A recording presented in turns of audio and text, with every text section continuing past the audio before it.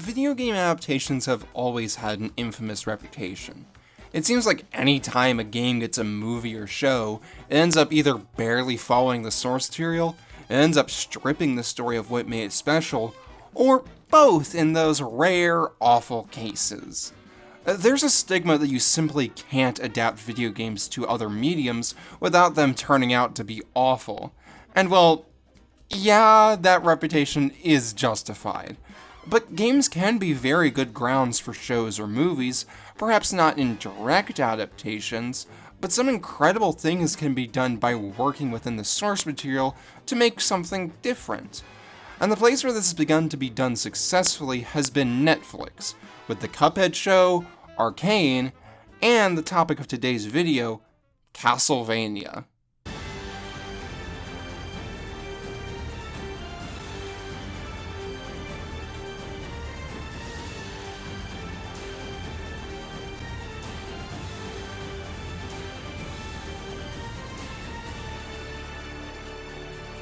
Castlevania is one of those shows that people hyped up for the longest time, and thankfully, unlike other such adaptations, it turned out to be a success. Nothing on the level of other Netflix shows like Cuphead or Arcane, as people began to stop talking about it quickly, except for when seasons first released, but it still got a decent fan base and lots of love as it came out. The show stood out for its dark fantasy tone, incredible looking animation, its lovable takes on old characters, and the overall writing. So this should be a review breaking down how great the show is and why it's one of my favorite animations ever, right? Well, no. As much as I love this show, it's also somewhat of a mixed bag for me. It has some major flaws holding it back. While the show has incredible moments, those moments don't have the best material holding them together, as the show has some very messy structure and pacing. Sometimes it can feel like almost nothing is happening despite the tone and writing, and it really weakens the plot for me, as it feels like build-up is lacking or wasted. Not to mention that the show has a major dip in quality after Season 2, with the plotlines there either not having many stakes, having minimal connection to the characters, or just having very unsatisfying payoffs.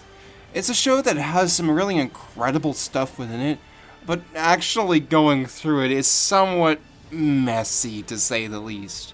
But despite everything, there is one part of the show that manages to push through all these flaws and stand higher than anything else.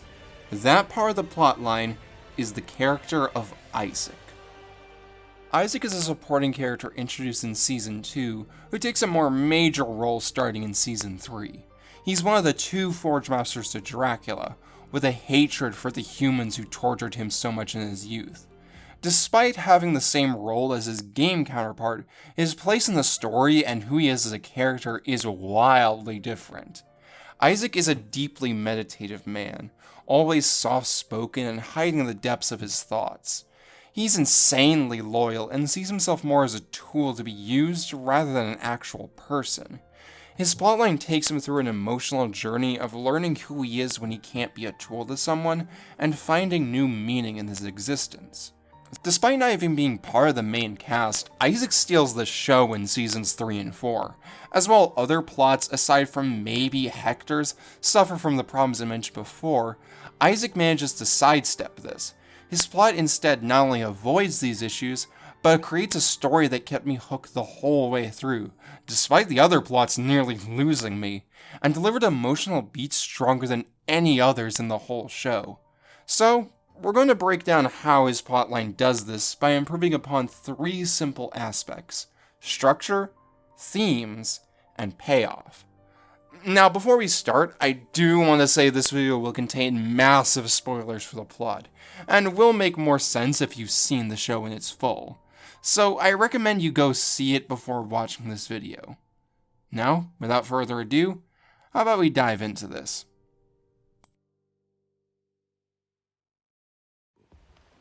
I believe I will kill you and all your men and take it.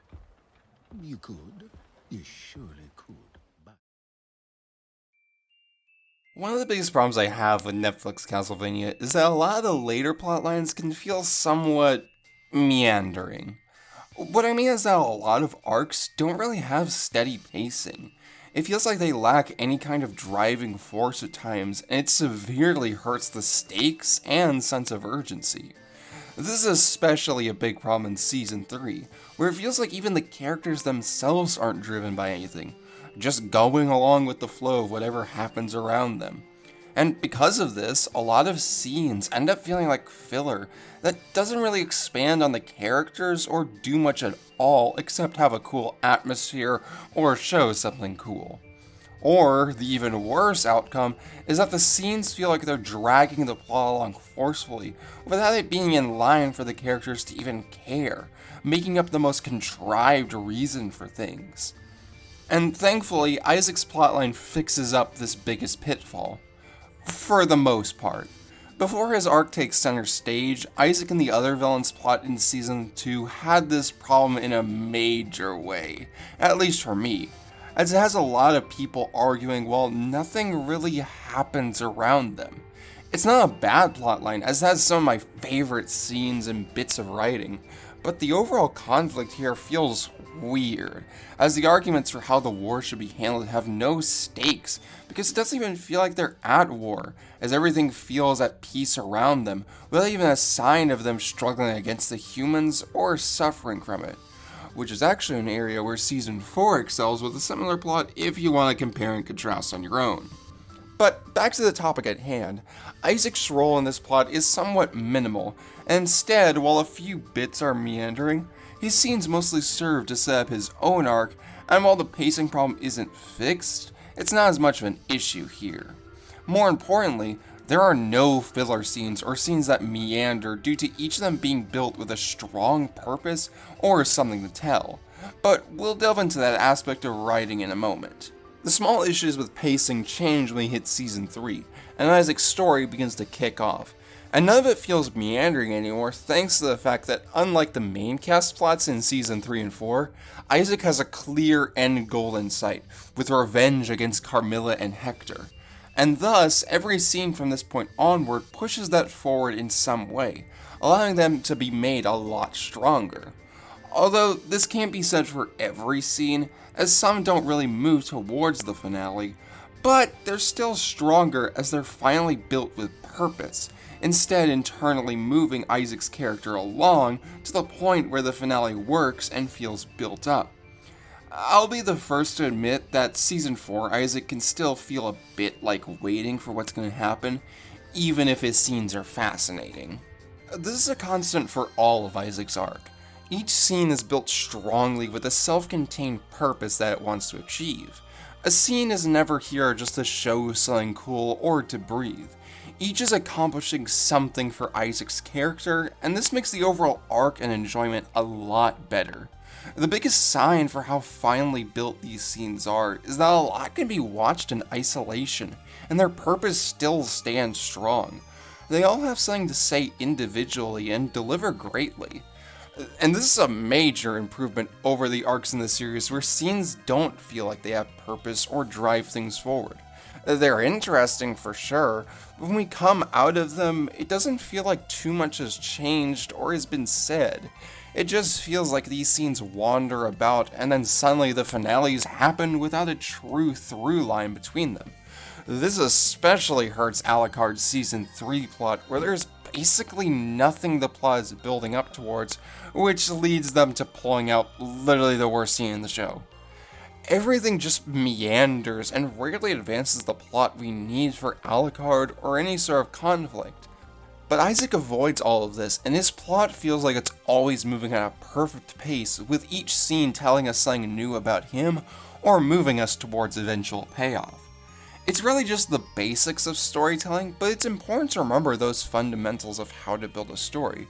Otherwise, you get something rocky that even the best dialogue, themes, and characters can't really save.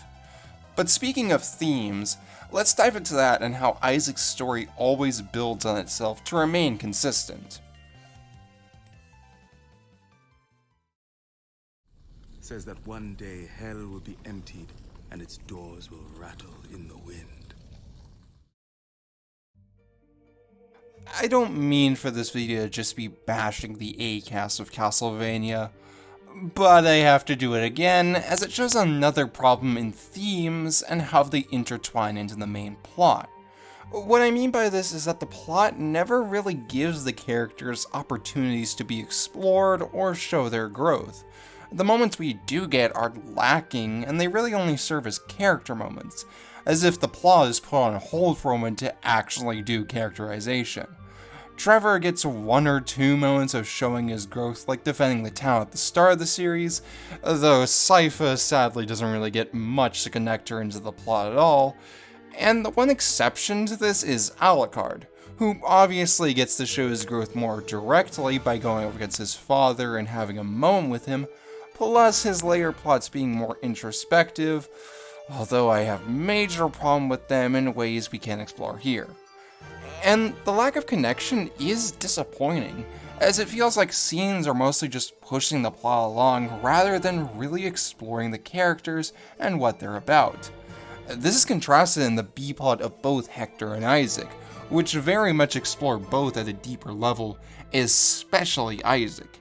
His plotline intertwines with the overall themes of his character, allows for constant exploration of it, while not just pausing the plot, and actually connects him more thematically with the 2 series' big bads, Dracula and Carmilla, more than the main cast. So let's talk about all that. Now, I will say this is all very much helped by how introspective Isaac's plot in Season 3 and 4 happen to be, though I still think Isaac proves himself as especially exceptional in this regard, due to the fact that Alucard attempts a similar character exploration, and it doesn't land as strong. So, what does Isaac do so well in this regard? One of the main things that makes Isaac stand out is just how thorough of an exploration we get. We get to truly understand his view of the world, as we see his opinions on humanity, night creatures, good and evil, freedom, and many other themes of the series and why he holds these opinions. And they make sure to explore all of them as much as they can, taking different angles to get new answers and insights out of him in his conversations with characters like Captain, Fly Eyes, and the Forge Master. These scenes are incredible dissections of Isaac's view of the world, taking another interesting viewpoint and having them clash and contrast. They're absolutely captivating as scenes. Not only does all of this make Isaac feel more like a real person we can empathize with, it also improves the growth he goes through over the series, as we see these opinions challenged and Isaac considers a better path, one of growth and improvement. Yet, it's not just a straight shot, as Isaac's views are challenged in both directions, creating this interesting ebb and flow of growth. As for where that ends, we'll get into that in the payoff section. Another aspect of how Isaac's growth intertwines with the plot is the villains he faces. While the enemies the main cast faces are usually just obstacles with not as much thematic weight, yes, even you, Death, I'm sorry. With the exception of Dracula, obviously, Isaac's enemies are all fascinating mirrors in different ways. So much so that even the villains he doesn't oppose still work into his plot with how Dracula and Carmilla both tie into his themes. Starting with Dracula, as his closest ally, Isaac is an interesting parallel to Dracula's plotline. Both start off as men deeply hurt by the world around them, seeing humanity as nothing but scum who made them suffer and treated them like subhuman monsters. And eventually, both of them met someone who brought them comfort, and eventually forced them away to travel so they might learn and grow. The difference comes in that Dracula was only met with pain and suffering when he returned, while Isaac grew to become a better man and a true ally to humanity like Lisa wanted Drac to be. It leaves Isaac as this fascinating picture of what Dracula could have been if the world was just less cruel, or if he had just been able to look past his grief like Alucard did. But the more fascinating parallels are between him and Carmilla, Isaac and Hector's main opponent in Season 4. Unlike other villains like Sala or even Death, Carmilla is the only one to truly reflect our protagonists and play a role in their growth. The two reflect each other in different ways throughout the series. In the War Council story, the two act as opposites, with Isaac as Dracula's most loyal, following along with the plan to kill the Earth, Meanwhile, Carmilla is the scheming traitor who wishes to take it all for herself, and the two act as excellent enemies throughout the arc. But their dynamic shifts once both reach Styria for their final battle. At this point, both have undergone major growth, either for the downward spiral for Carmilla, or gaining a new outlook on life for Isaac. And suddenly, the two are no longer opposites, as we learn how similar they are in so many ways. Both are people hurt by the world around them, and both now seek to rule it. But where Isaac moves past his hatred for humanity, Carmilla holds on and seeks to make the world suffer like she once did, whereas Isaac wishes to build a world where no one has to suffer like he did. Carmilla in Season 4 is not just a simple contrast for Isaac, but instead a twisted version of how he could have ended up if he never showed empathy through his journey. And all of this makes their final battle all the more impactful.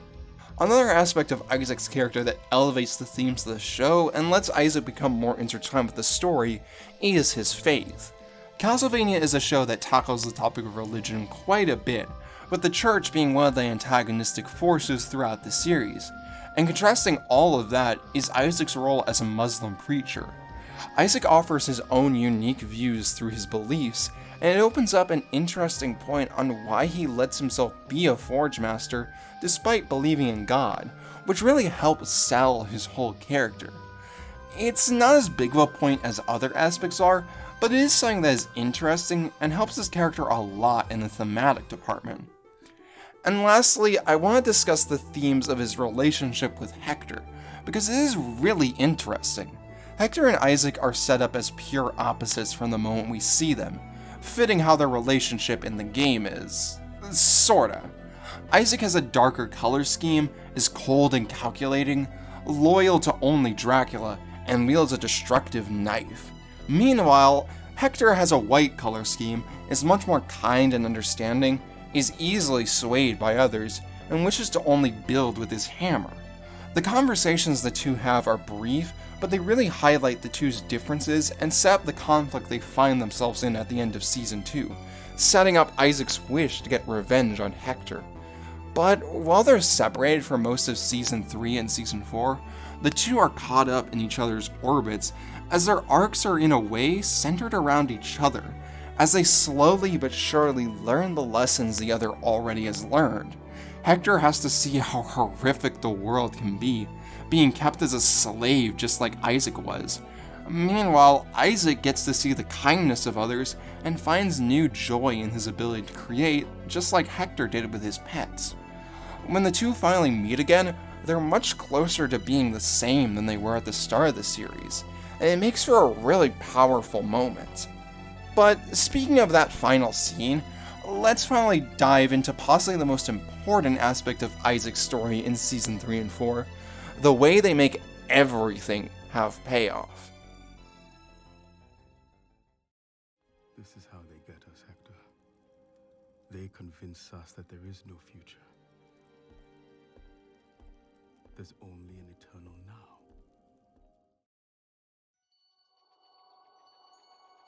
This aspect of why Isaac works has a lot to do with the previous ideas we mentioned, with the structure allowing each scene to feel satisfying with clear resolution and purpose. Though they do go further in making each scene and moment feel impactful by constantly calling back to them throughout his storyline. There's nothing that happens and is just left behind. Everything feels like it has serious weight with Isaac and helps to make things feel more connected than something like the A-Team's plotlines. Special mention has to go to how they call back to Captain in the finale, but we'll get to that in a moment. All these small bits of setup and constant payoff culminate in Isaac's 2 season finales, which are both the highlights of their seasons for sure. Admittedly, Legion and the Wizard aren't the most special thing ever, considering they only get introduced for this finale, and don't get fleshed out. Plus, it gets constant cuts between it and the more uncomfortable season finales, especially with Alucard, which really soured my enjoyment due to how bad it was. but it still manages to be the best of the 4 finales in general. As while it doesn't touch on Isaac's growth as much as Season 4 does, it still has the more surface level idea of calling back to Isaac's past as a slave with the mind control, and giving a big moment with him breaking free from it and retaining his freedom. It also serves to perfectly highlight Isaac's character at this point, as he does a good deed for once, but with all the hatred and malice he usually has.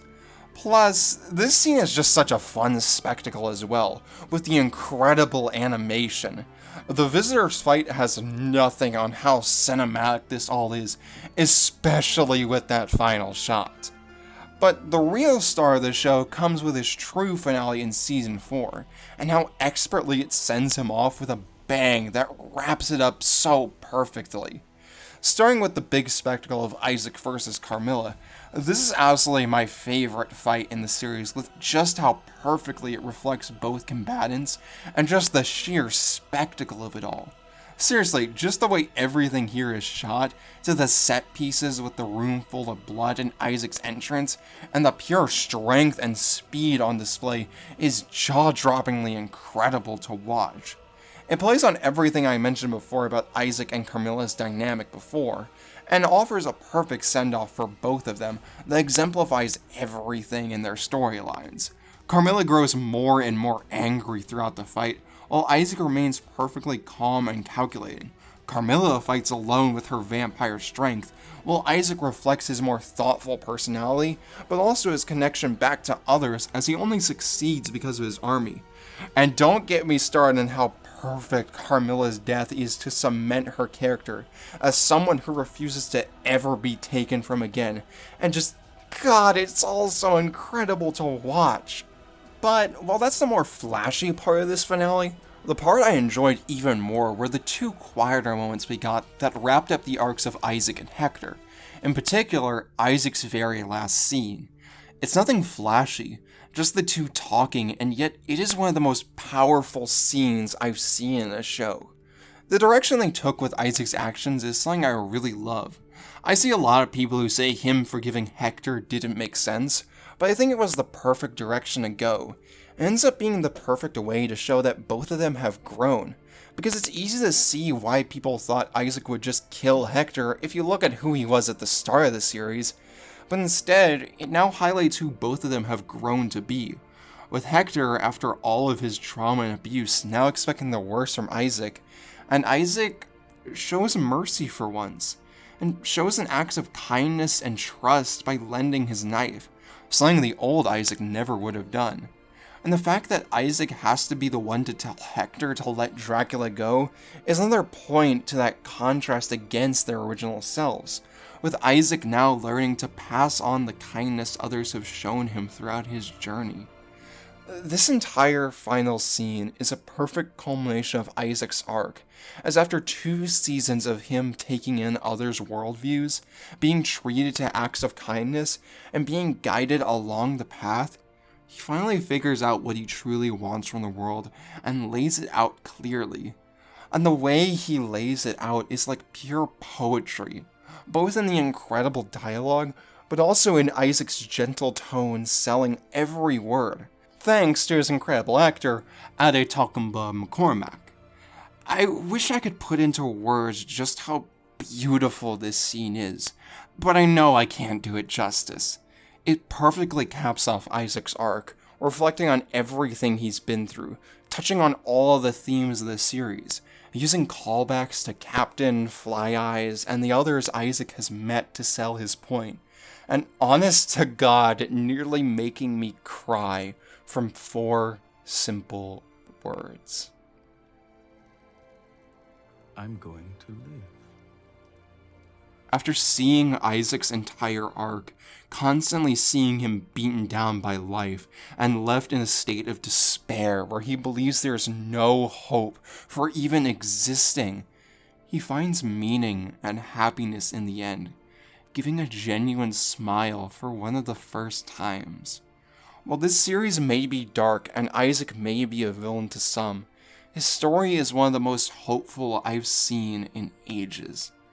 And it was really something I needed to see when I watched it. But let's finally wrap all this up. We can do more than that. Dracula earned his rest. We can and should move forward. Out of anything in the show, Isaac's arc is what has managed to stick with me long after, due to the aspects we discussed. It's a finely paced collection of excellent scenes that all tie together into strong themes of freedom and hope, ending with a climax that nearly made me cry from how beautiful it was.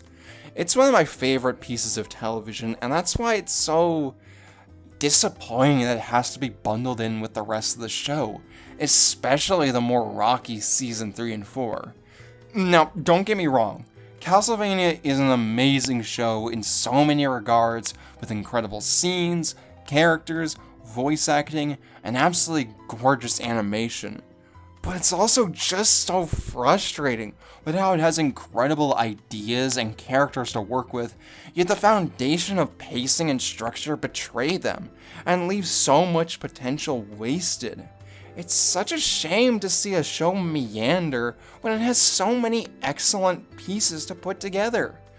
And that's why I really love Isaac's arc, because it is Castlevania at its highest peak, where it combines all the tools it has with incredible pacing and themes to create a story that kept me hooked, even when it felt like the others were actively trying to keep me away from watching.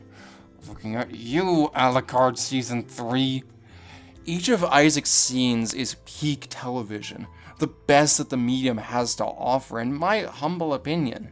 And the rest of the show could have been to this level of sheer quality, but there were slip-ups, and instead we have the ebb and flow in quality that we see. But I'll still always hold Isaac and Hector's plots close to my heart, as with how they weave together so excellently to create the finale we see, they left me with so many things to think about, far more than the main cast ever did, and they hit a more personal nerve with me in some ways. I'm not lying when I say that I still watch Isaac's final scene from time to time, because it just fills me with hope. This idea that we can choose to live, even if we've been convinced that we can't build anything. A hope to see the right path again. A hope for a brighter future. And God, I get emotional every single time I watch it. That is the power of Isaac's arc. That is why he is the best part of this series. But that's all for now.